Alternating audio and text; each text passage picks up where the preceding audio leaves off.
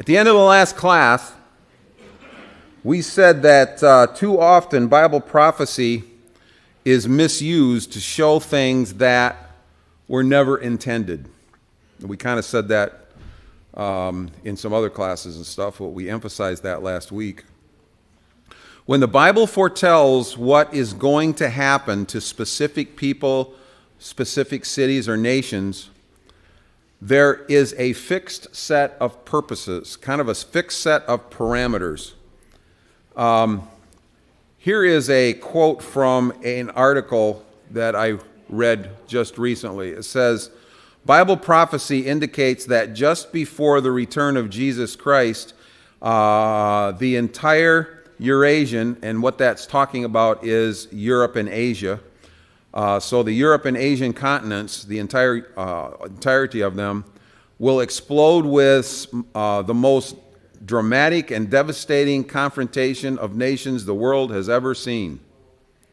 True or false? The Bible never says that. Okay? The Bible never says that. It is something that is has been preached from sermons that I believe that most, we talked about this a lot if you were in the book of Revelation class with me, all right? The Bible does not say that. Here is another quote, and this is from another article, 11 End Time Bible Prophecies Explained is the name of this article. It says, 3.5 years of great tribulation will then begin as the Antichrist tries to wipe the Jews off the face of the earth. Nonsense. Okay? There are so many articles like this out there. They are not true. The Bible's prophecies do not do this. Because of this, what the Bible never does, okay, this is what the Bible never does, and this is what we had up here last week. The Old Testament prophets never are predictive of specific events that happen in our present culture, in our present time. Okay? They don't do that.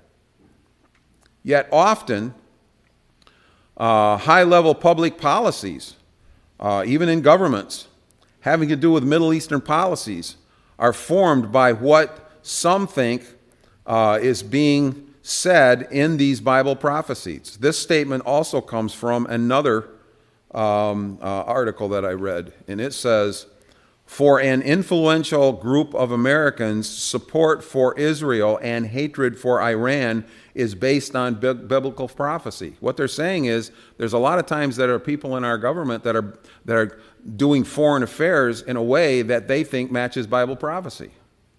I've seen it in my lifetime. I think some of the rest of you have too. And this, again, is based on a false premise.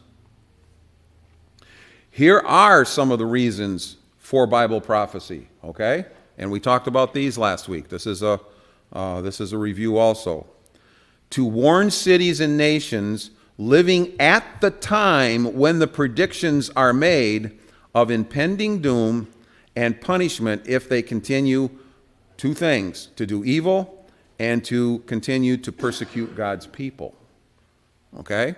We found that over and over and over again the last few weeks.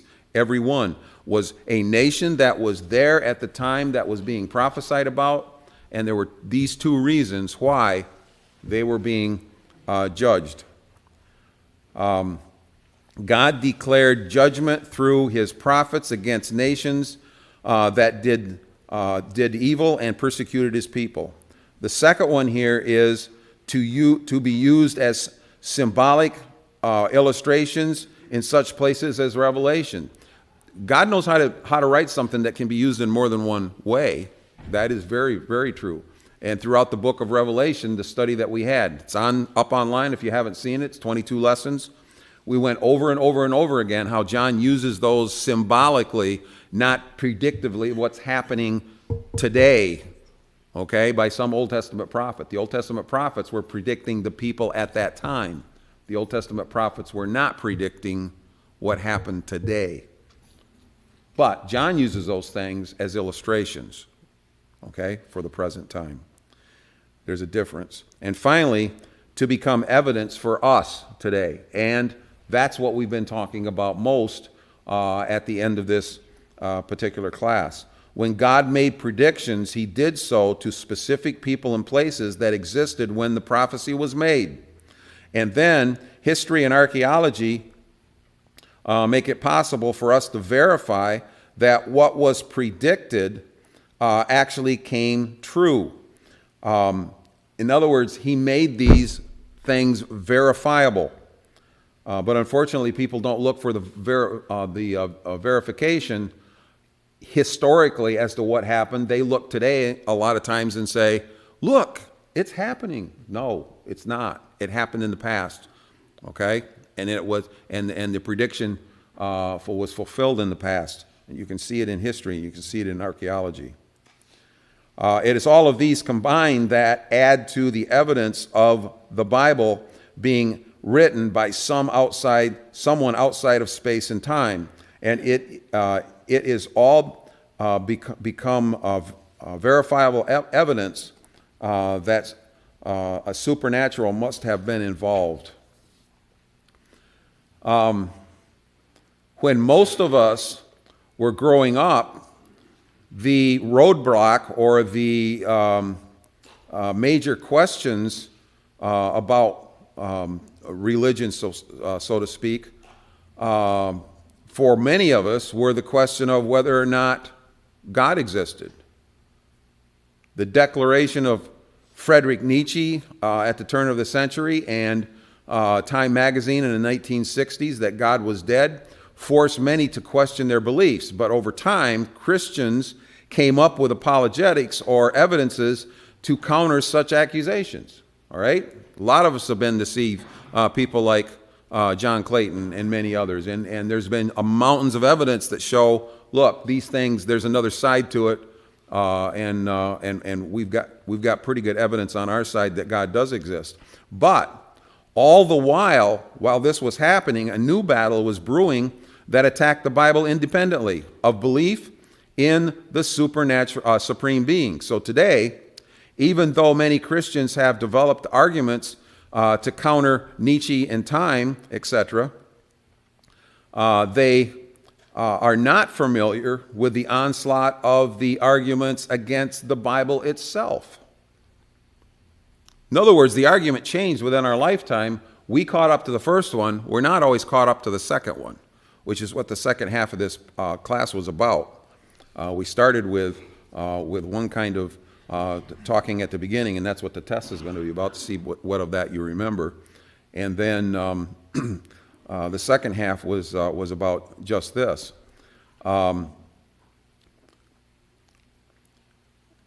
Another way to put this is that we have learned to combat the God is dead crowd, but do not know much about, or maybe anything about, the Bible is just a book attack, or the other one that says that Jesus was just a man. Okay? That's where these arguments have morphed into in more recent years. And they're huge. There are people out there that say, yes, I believe in a supreme being, because the evidence is out there that it's very possible that evolution doesn't work. Even some evolutionists are questioning that. But that doesn't force people to believe in the Bible, nor does it force to believe people in Jesus being the Son of God. And there's a lot of them that believe in God, do not believe that the Bible is really his word, and do not believe in Jesus being deity. And I'm talking about even religious groups, okay? Not just atheists. I'm talking about people that truly believe. And that's scary in and of itself. And if you don't know that's the kind of person you're talking to, or you don't know that's the kind of person that your kid is talking to or learning from in college, you don't know how to combat it if you don't know it's there. Today, lots of people believe in a higher power, but they do not believe in the Bible, and they do not believe in Jesus as the Christ. So, with that, we're going to have kind of a fun test. Now, there are more people in here that than usually have been in this class. So, unfortunately, what it's sounding like is there's going to, hi, it is good to see you. That's okay. You stopped everything. That's good.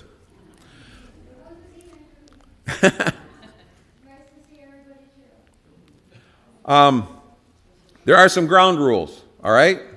The first ground rule, Terry cannot answer all the questions. Second one, I had to put that in there. Answers need to be complete thoughts, all right? If I ask a complex question, you give me one word, I might not let it go, all right? You can use your Bibles. You can use your notes. You can phone a friend. You can ask the guy next to you, all right? If Terry leans over and gives somebody the answer, they can give it, all right? So don't all rush back there by some of these other guys.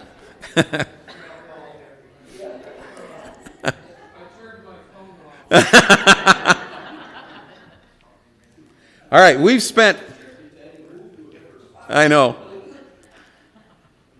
spent 14 weeks looking at various kinds of, in our lessons, various kinds of things with a variety of sources that we've talked about. So, here's the first question. When challenged by the Jewish rulers in John chapter 5, starting in verse 31, what did Jesus list in his defense? And it covers probably about 20 or 30 verses, so it's not going to be easy to find just in there. And I'm only going to give you so much time to look. Anybody remember? You can either give me the general idea of what he was talking about, or you can give one of the specifics he was listing. Anybody remember any of it? It was only 14 weeks ago.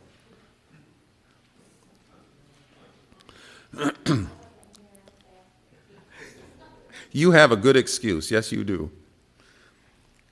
I'll give you one hint. Himself. He listed himself as one of the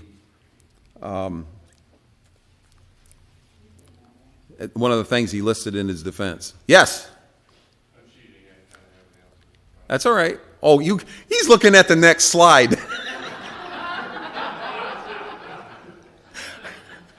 I didn't rule that out. Go ahead and give the next one on the list, Aaron. Okay, what else?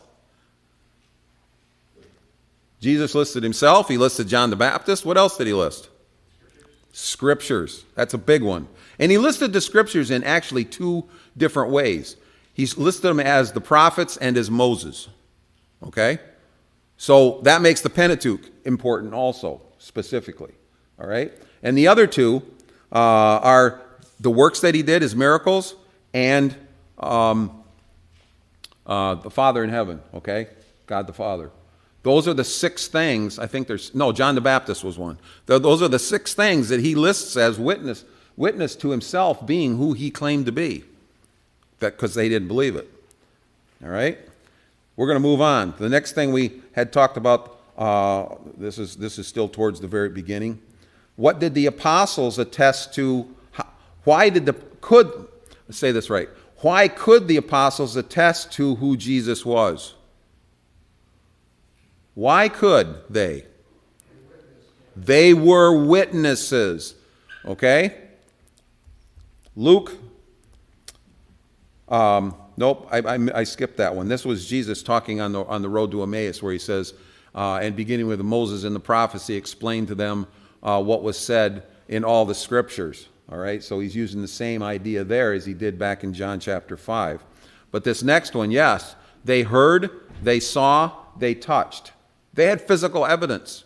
And that's what we read about when we read the Gospels, is the idea that they saw Jesus alive, they saw him dead, and they saw him arise from the dead. They used empirical evidence. They used their senses. This wasn't something just spiritual and a fairy tale, so to speak. What was it that the Bereans did in Acts chapter 17? Bob? They searched the scriptures. What did they search the scriptures for? Bob is right, but sometimes I don't think we put an emphasis enough on the end of that verse. Truth about what? They searched the scriptures day after day to see if Paul and Silas were teaching the truth. What truth were they concerned about at the time? Because keep in mind, at this time, the New Testament hadn't been written. Parts of it maybe, but the New Testament, number one, hadn't been written and complete by no means, and it wasn't collected yet.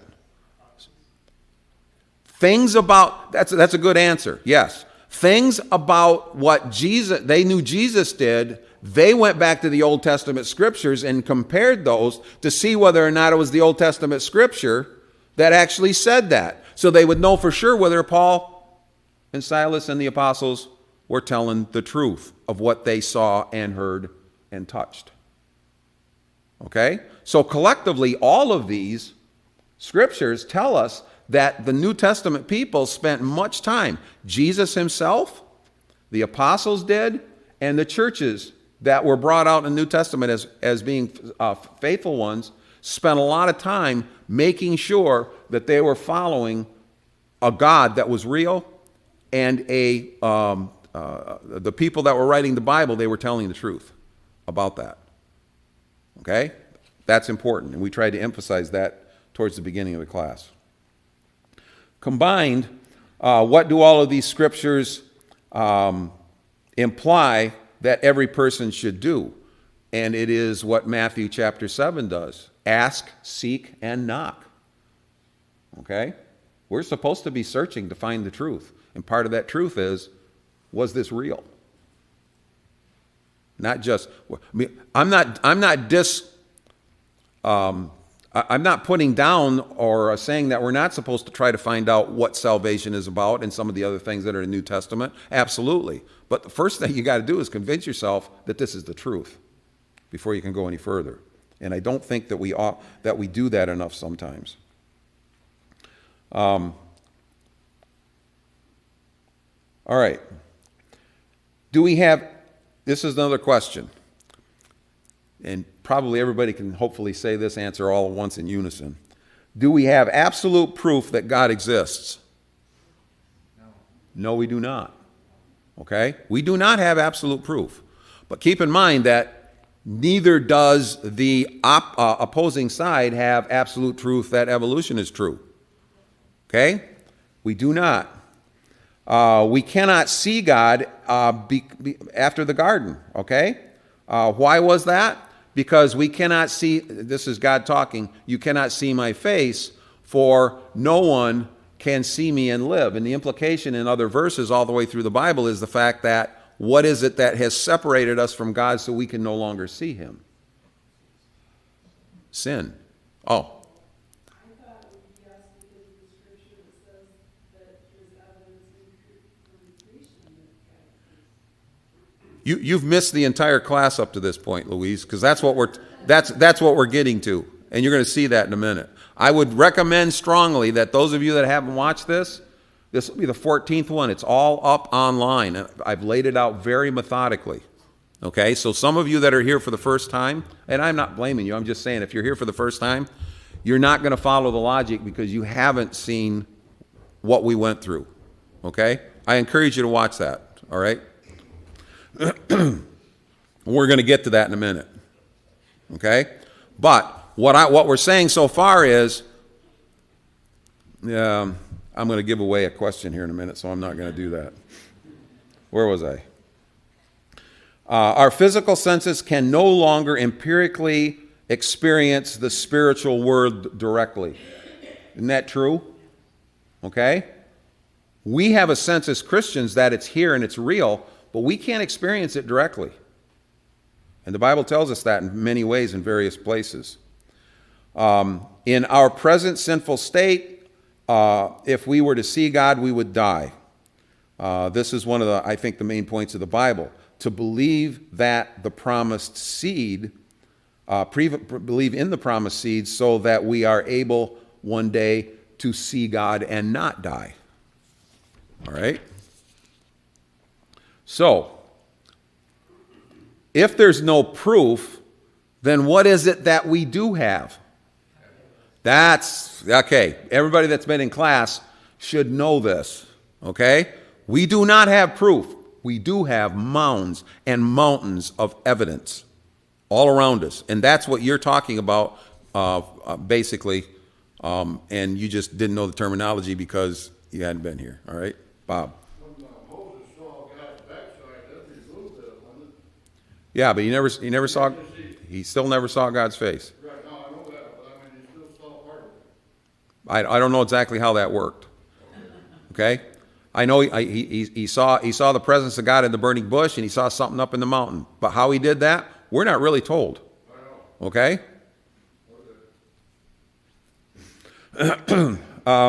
We have mountains and mountains of evidence. What did we call the two major categories of this evidence? All right, we had two major categories, and we dealt with the first one first, and then we spent the rest of the time on the rest of the evidence. I had a word for it. Terry had a real good explanation. That was a short sentence that I thought was very good. Unfortunately, I don't remember what it was. I wish I'd have wrote it down because it was actually pretty good. But I used two words, if you guys remember, some of you. And the words that I used have to do specifically with where they're placed in relationship to the Bible.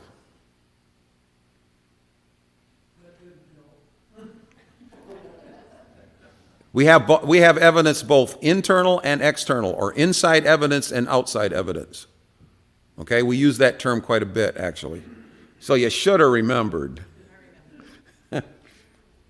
Yeah. What's that? Yeah. That's another good way to do it. I like the inside and outside, or the internal external, because I do it as as in comparison to the Bible. There's evidence that's outside the Bible, and there's evidence that's inside the Bible itself, but I like yours.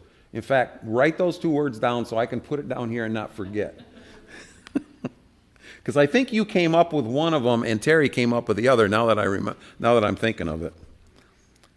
So we have the universe around us, absolutely, and we have the writings that are given to us. We have to examine them separately, because each one of those separately do not necessarily prove the other or give evidence to the other. All right? Sometimes, in other words, we say that these are evidences for God's, therefore the Bible's right. No, that doesn't follow. Okay?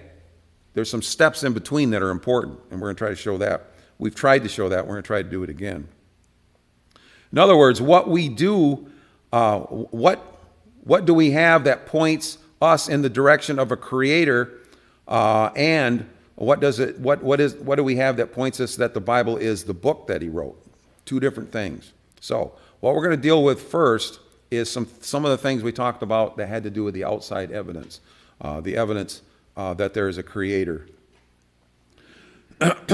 Now, there was also two possible directions that outside evidence can point. Does anybody know what those two things are? Two different directions? We believe one direction, and people that don't believe in God believe another direction. There were some terminologies that we used to describe those, some words. Yes? For sure if I know this. Intelligent design or random. Absolutely. You took notes, didn't you? See, it helps take notes. That's exactly it. In fact, I've got several different ways here. Mind versus matter, creator versus accident, design versus random chance. Those are all different ways to describe exactly what we're talking about. And as we said more than once, and we're going to quote this guy again in a minute, there's only two possibilities.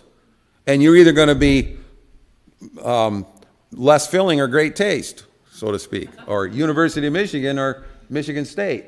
There's only two possibilities here, all right?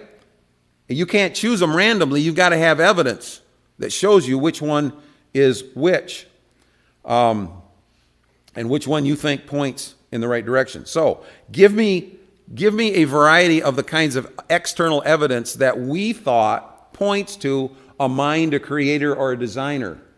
And keep in mind as you're doing this, that not everybody that believes this evidence points in this direction believes in God. Intelligent design is a huge thing now in the scientific community. But there's a lot of intelligent design scientists that do not believe in God and that he was the intelligent designer. all right, which is why we got to go to the book next. But anyway, what are some of the intelligent design things, the creator things, the mind things coming first that we talked about? Anybody remember any of them? Symbiotic relationships. Excellent. Not only is that a good answer, it's a big word. Good for you. What else? I'm going to list a bunch of these in a second on the screen. Oh, some of you guys remember this from like years and years ago when we had all those evidence classes, I'm sure. Yup. That would be a good one. What else? I'm disappointed in a few of you. All right, let's go through a few. What about the lack of transitional forms? Okay, that's a big thing in Darwinism. Okay, in other words, we talked about several examples, but in general, if we've got man and we got monkeys and we got what became before them and all the way back to amoeba, there's got to be transitional forms in between if there was transitions. In fact, there should be more transitional forms than there is actual fossils of peoples and monkeys and fish. But there's not. Okay? Huge flaw, huge problem for them. And they come up with song and dance as to why that might be so. All right? None of it which I buy. And then, of course, the symbiotic relationships. We just talked about there. That means that, for instance, the dentist fish in the upper left and the barracuda have to be together at the same time because the barracuda has to have its teeth cleaned, and the only thing that can clean its teeth is the dentist fish, and the dentist fish is the only thing that the barracuda doesn't eat. So, literally. Same with those other three things there, or the symbiotic relationships we find everywhere. All right, we've got insects have to be there for pollination, otherwise you don't have plants growing. All right, just watch the Bee Movie. For those of you that have had kids or grandkids, all right, you know what I'm talking about, right? Even right down to the idea that we exhale carbon dioxide and a tree exhales oxygen. We're in a relationship with each other. So these things would be very, very, very difficult to evolve over time because the dentist fish might be out there with nothing to eat. Okay? Or we might die because the trees aren't a certain way yet, or the trees might die because we're not. These are all problems for evolutionists. Here's another one. What does this one imply?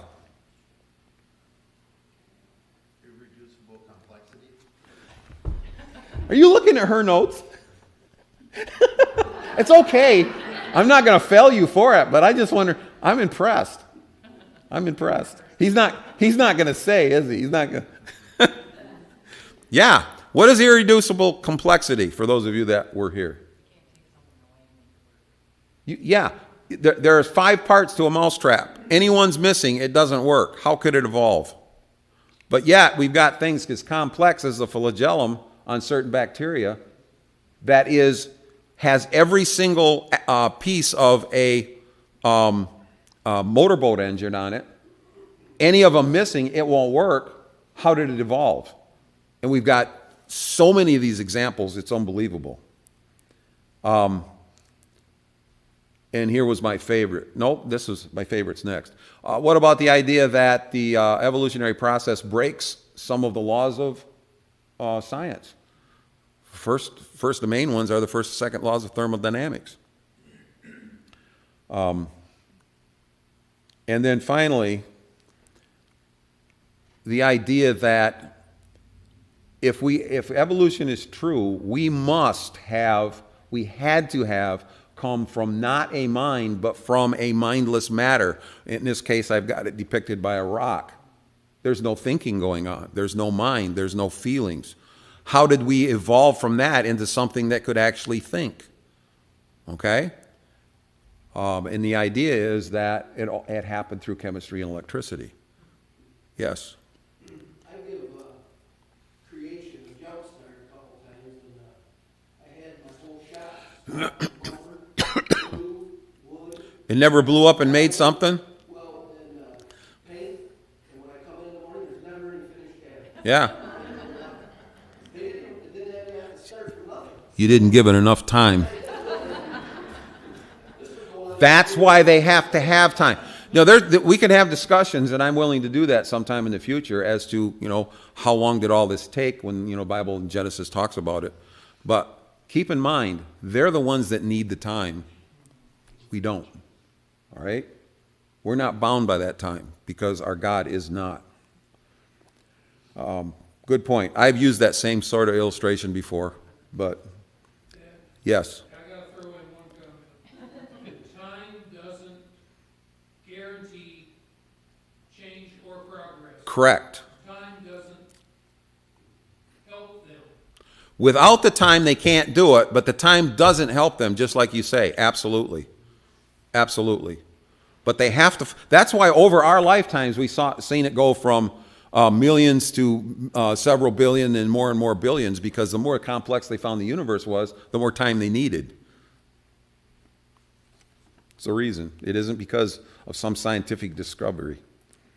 So, let's take a look now at what we call the outside evidence. No. I just did that. Oh, I knew what I wanted.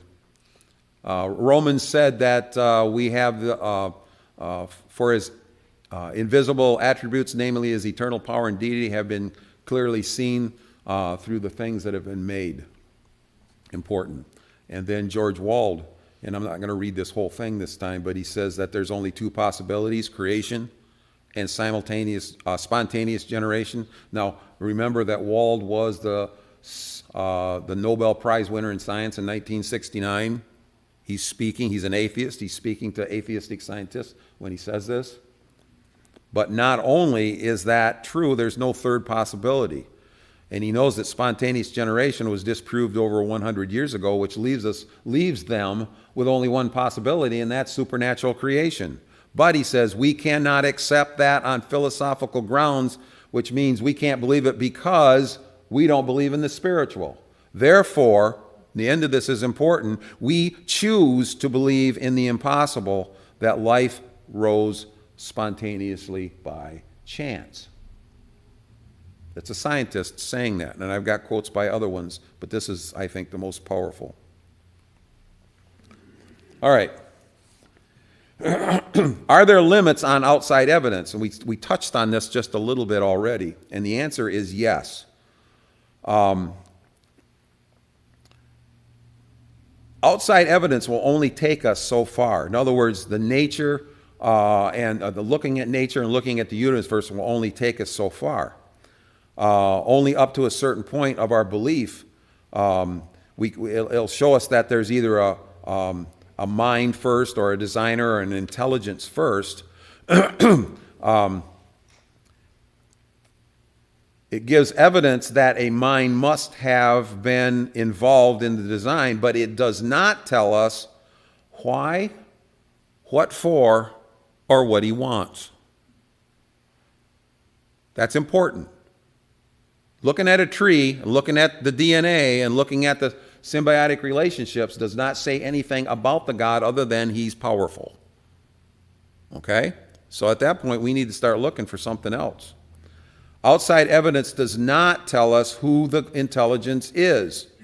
Outside evidence cannot speak to the truth found in various religious books, including the Bible. So, therefore, we must next somehow figure out how this intelligence communicates with his creation. I was talking to someone just a little bit over the last few days about, read a little bit of the Hindu books, the Vedas. Read a little bit of the Koran, some of these other ancient religious books. You're not going to find the same kind of thing in there. They do not have these kinds of evidences. They do not answer these kinds of questions. They just give good philosophy. Anybody can do that. Many books make this claim, but there's only one that, if you read it thoroughly, actually comes up with a reasonable explanation. Skeptics will tell you that you cannot use the Bible to argue your point of view because it is a spiritual book. Okay? And it's not empirical in nature. But what was wrong with that argument? We dealt with that quite a little bit.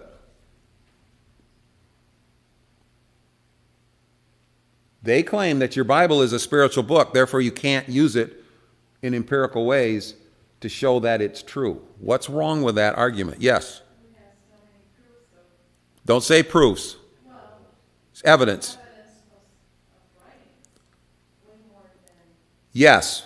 Writings? What else? What else? What more specifically? You're on the right track, Sherry. You are. Okay. What else? What kinds of things are in that book that shows evidence that it was written by somebody besides man? We dealt with this the whole last half of this class. such long periods in between writings, and yet they prove each other. Okay. What else? These are all good answers, but you're not getting to the meat of what we studied. What? Foretelling. That's a big one. Okay? The foretellings that came true. Unfortunately, religious people, like I talked about at the beginning of this class, religious people are taking Old Testament prophecies and say, I think they're coming true today. But the power is that those Old Testament things that they said came true in history, and we can say they knew what they were talking about. They're missing the whole point. Right? Yes. And also like miraculous and catastrophic events that are now proven. No. Those catastrophic events that are going on today, if I'm hearing you right, are not what the Bible's talking about. No, I'm not talking Okay. catastrophic things that are going on now, like when Sodom and Gomorrah was destroyed. And then Okay. they say, well, they think that was fictional because they can't find any evidence, and now they finally found trade records. Right. and other- Good. That's absolutely true. I misunderstood you. All right? No, you're exactly right. And we dealt with a lot of different nations in this. Watch it. Watch the videos, and you'll see all those different. We did like 8 different nations, the prophecies and the fulfillments. So again, skeptics. Well, I already read that part. But the thing is, the Bible is written in such a way that it shows it could not have been simply written by men. These are the kinds of things we're trying to get into here. And it's clever in the way that it does that. It is written in such a way that shows that there must have been someone or something existing outside of space and time that had input, a mastermind, if you will. All right? For this, we need what's called the inside evidence, or evidence that's found within the pages of a book. And the only place we can find that is in the book called the Bible. The other books do not do this. Name some of the inside evidence, and there was quite a few that we talked about. Name some of the inside evidence we mentioned. Yeah. I should say she can't give all the answers now. You know what? I'm going to give Terry a few more chances now. Go ahead. I'm sorry. I'm thinking, in the New Testament, they talk about how the regional peoples had those particular names. Yes, absolutely. That's actually the very first one that I've got here. All right. This is a chart from Peter Williams' movie that we watched. All right. And one of the things he showed was that there's a lot of people that think that the Gnostic Gospels, the ones that were written way after Matthew, Mark, Luke, and John, are just as good as the Bible Gospels, and that the Bible Gospels were written at the time when these ones were, like, 200 years after Jesus, 150 years after Jesus. But he shows simply by the names that are used in both books, both sets of books, Matthew, Mark, and Luke, and John, used names that were actually common at the time when the Bible was written and when the things actually happened.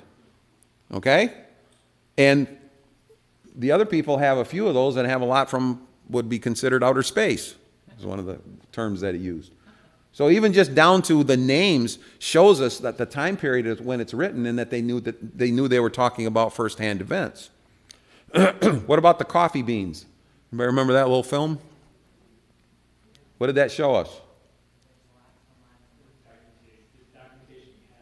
The documentation we have is enormous compared to even some of the most known works of antiquity, where they have 1, 2, 3, or 4 copies at the most. We have tens of thousands copies of the Bible. What does this show? These kinds of things.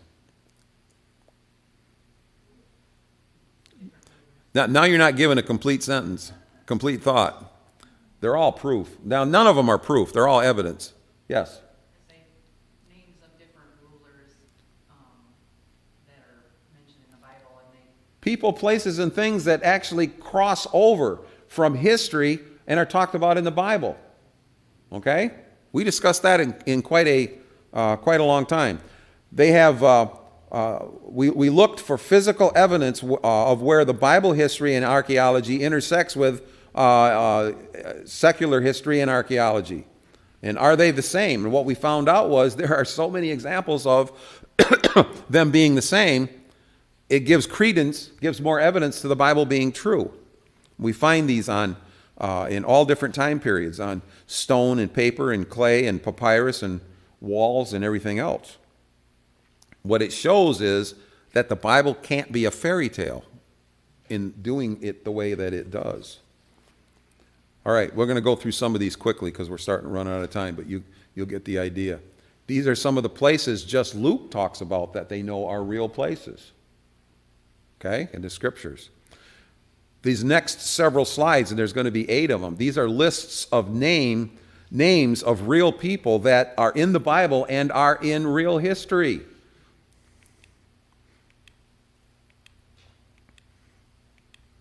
We talked about a lot of those. What are these? It's a partial list of nations that are found in the Bible that we know are real in history. What about this? Lists of cities that are in the Old Testament and the New Testament. The red ones are absolutely confirmed. The other ones, some of the other ones are probable concern. But Bible isn't like just talking about nice sayings. It intersects with history, and when it does, we find that the history and the Bible match.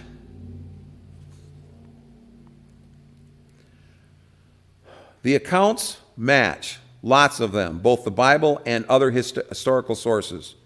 And many times in the Bible, that it is the Bible that proclaims a people or event first. And one of the examples,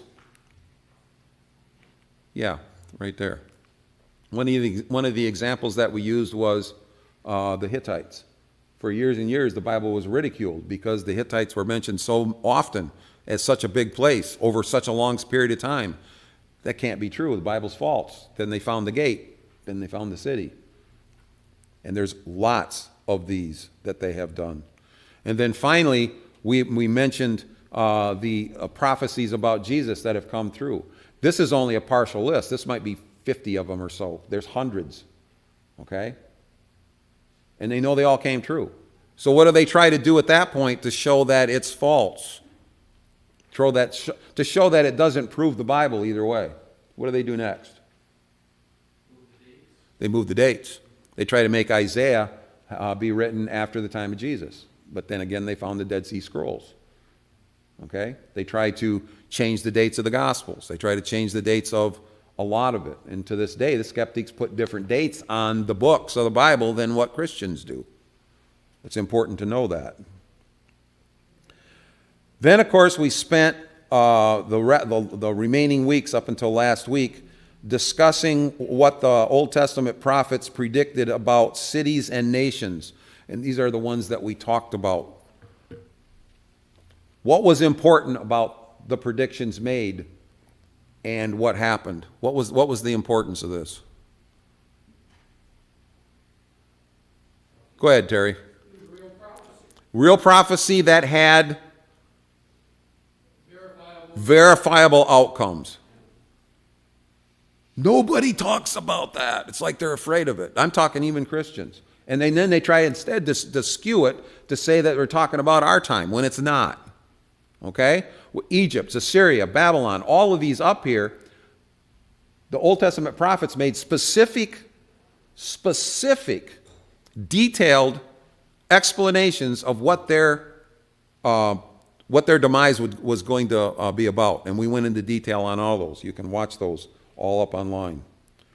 So, some were burned, some collapsed overnight, some took centuries to fail, some were thrown into the sea, some were forgotten forever. Each time the prophet spoke, they gave particulars that were true only of the one being judged. So this wasn't something blanket that all of them got. Everybody got their own set of criteria. And every time this happened, God's wrath was directed at the city or nation for two reasons. What are the two reasons? Tom? Ted? Persecuting his people was one. What, did you say the other one? What was the other one? Evil. Idolatry, just being, pain in the butts around the earth, so to speak. I mean, they were evil people, and they persecuted God's people. That was true of every single case.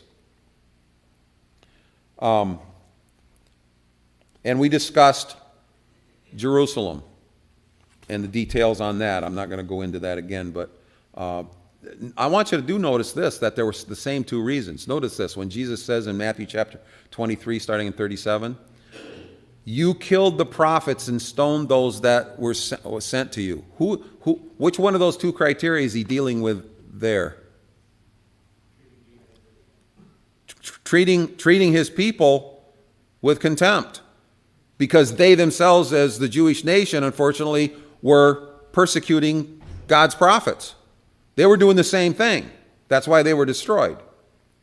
Same thing as the other nations. And you were not willing. You were not willing what? To be gathered together as a hen would gather its chickens, its chicks.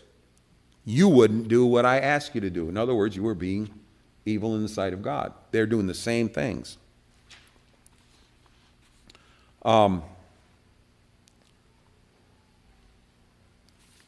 I got a couple other things here, but I was only in case we had enough time.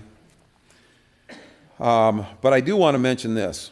Can you imagine the odds? We talked about this in one session. Can you imagine the odds if we took all of the external evidence that we talked about and had probabilities for each one and all the internal evidence, and then we started multiplying all these fractions together? Do you think we'd be way, way, way outside the bounds of 1 in 10 to the 50th?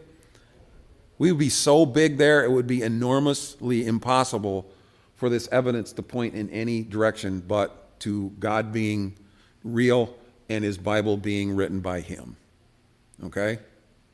I hate to bring it down to mathematics, but in a way, I think mathematics works against them sometimes. Okay? And if you don't know everything that we're talking about and you haven't been here, I really do encourage you to go back and watch the other 13 lessons. Any questions or comments? Next week we're going to start something different. Anybody? All right.